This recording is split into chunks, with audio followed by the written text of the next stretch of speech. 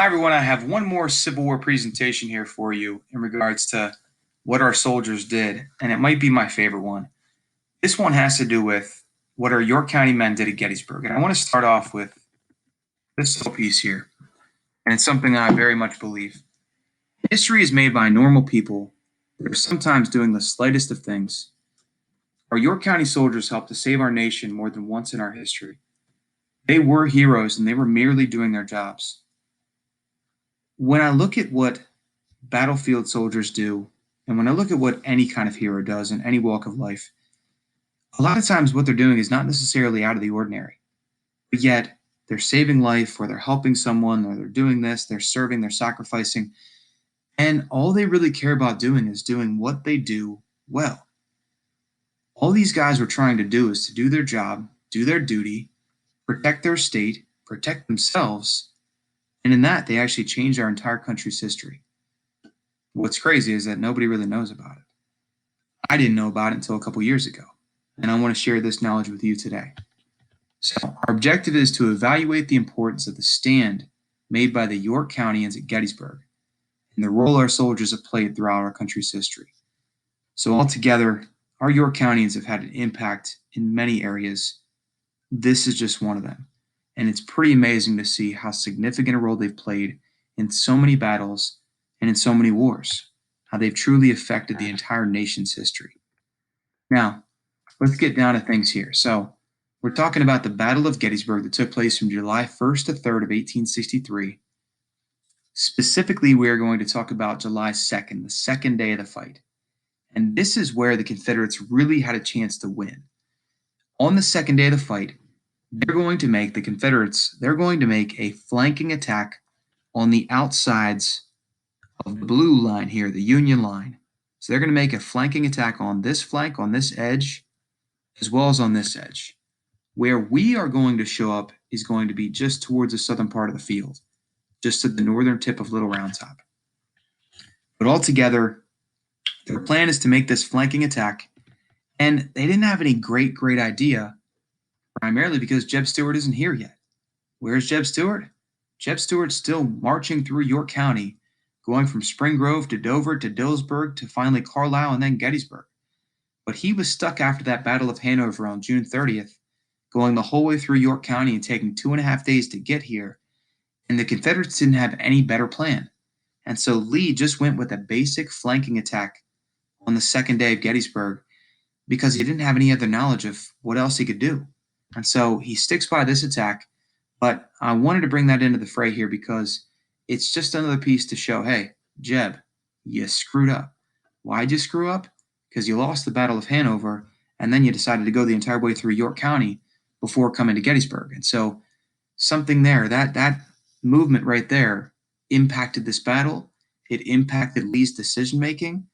It impacted the entire history of our nation. Just one stupid decision by Jeb Stuart and a little battle that happened in the southwestern portion of York County, Pennsylvania.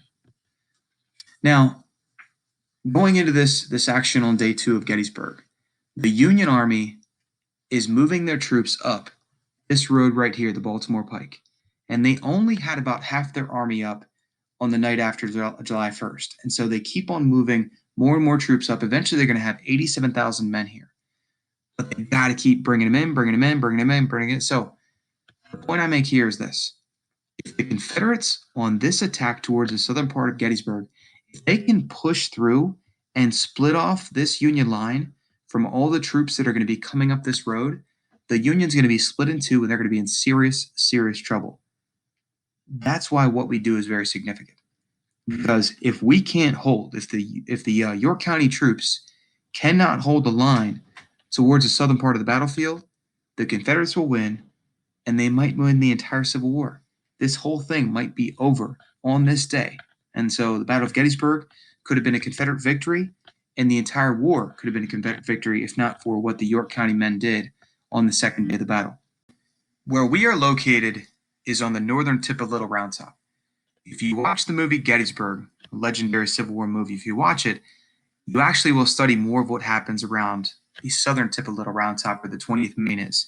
They become legendary primarily because of the movie. Not to say they didn't do something great. They did do something great, but so did we. And all of these soldiers around Little Round Top saved the United States, saved the Union. But we were fighting around the northern tip of Little Round Top, our York County men, and we were the 1st Pennsylvania Reserves. Our leader was actually not a York County man, it's a Franklin County man by the name of Samuel Crawford. And he was able to keep his composure, stay disciplined, and lead our troops to a fantastic victory at the end of that second day. Now, to give you a reference here, many of you have probably been to Devil's Den before, and so this is a view from Devil's Den. The 20th Maine fought on the southern tip of Little Round Top. We fought down here in the northern tip of that hill. And I mentioned here, we are not featured in any movie ever. So our story doesn't get told, but it is still extremely significant. On the second day at Gettysburg, that Confederate advance takes off around 3 in the afternoon, and they are blasting through every single defender in their way. And the Confederates they are succeeding like crazy around the Peach Orchard. They head towards Devil's Den. They take Devil's Den. They start moving towards Little Round Top, but almost in every single place, they are succeeding like crazy, especially towards the Peach Orchard. And then they take the wheat field. But they are smashing through, smashing through. The Union is just trying to hold on in any way they possibly can. Now, you see all these different regiments from the 118th Pennsylvania to the 1st Michigan to the 18th Massachusetts, but all these groups get sent in one after the other, after the other, after the other, and the Confederates keep on just smashing away, and they're pushing straight through. And the Union is retreating like crazy, and then more troops are being sent in, but it is a bloody mess, and it looks like the Confederates are going to win this day. It looks like the Union troops are going to be split into two. It looks like the Confederates are going to win this whole war right here, right now. So they're smashing through this area towards the southern part of the battlefield. And then here we come. Our 1st Pennsylvania Reserves, our York County men, are just waiting for the opportunity. They're holding off. Samuel Crawford is holding them back. And they see in front of them all these Union troops retreating. They want to send their cannon shot out there, but they can't. They want to blast these Confederates that they see in the distance, but they can't because they're going to end up shooting their own men if they do. And in their cannon, they have a relatively new form of shot involved there called canister shot. And it's these pieces right here. You have this canister that has anywhere from 36 or 40 some balls in there, and it's going to blast out at rapid paces of like 80 miles or 800 miles an hour. It is a tremendous speed. It's going to split people's arms off their bodies, legs off their bodies. It's going to be nasty, absolutely nasty. And they don't want to end up killing their own soldiers. And so our York County troops are on pins and needles. I'm sure their hearts are going through their throats right now as they're nervous as can be as to what's going to happen as these Confederates are racing towards them, but these Union troops, their brethren, are running towards them too. And they wait until as many of the Union men can get behind them as possible, the guys that are in retreat. And then all of a sudden, what the retreating Union soldiers say is they see the 1st Pennsylvania Reserves pointing down towards the ground and yelling, "Get down, get down, get down." And one of the soldiers said he jumped, he dove to the ground, and as soon as he hit the ground, all of a sudden he felt a waft of wind right above his head. He realized if he did not get down when he did, that he was going to get blown to smithereens. And it sent just one gigantic charge into the Confederate attackers. It slowed them down a little bit, and then we pushed our soldiers forward. And so we started moving into place with a bayonet charge, and we moved from Little Round Top to the wheat field, and we succeeded in controlling that wheat field, taking that area, and forcing the Confederates to retreat. We won the day. We forced them back. Now, what's crazy is we really didn't go all that far. Like, if you actually walk the battlefield, they probably moved about 300 to 400 yards the entire time. So when I looked at that the first time, when I did a battlefield walk to see what these York County soldiers did, I kind of left unimpressed. But then I started thinking about it. These guys saved the nation right here. These guys saved the Union. With this advance, they pushed back those Confederates.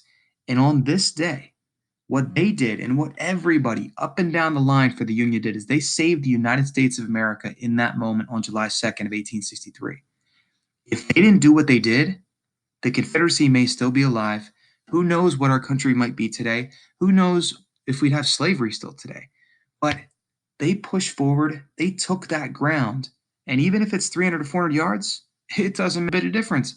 They saved our country, and they deserve praise for it. Now, they only have a somewhat puny little monument located at the wheat field, located at the area where they ended their advance and won the day. But still, a nice little monument to the 1st Pennsylvania Reserves are York County men that saved Pennsylvania, that saved the Union on the 2nd day of Gettysburg. Now, I have a video piece that I want you to watch after this. This has to do with the reaction by James Longstreet and Robert E. Lee, just claiming like we couldn't do it.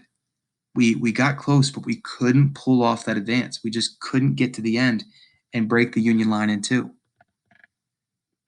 Now, to finish the lesson, please make sure to fill out the Google form. But I'll end by saying once again, the defense of our York County men at Gettysburg doesn't get studied or talked about, but they saved our nation. And we know that. We now know that. There are many people in the entire world that know what York County has done for the United States of America. And all we had to do here was simply hold the line, defend our territory, keep the Union line as one piece. Our soldiers on this day, we saved our country. Like, history could have changed right there, right then. All right, please let me know if you have any questions. Make sure to fill out the Google form, and I will see you next time. Have a good one.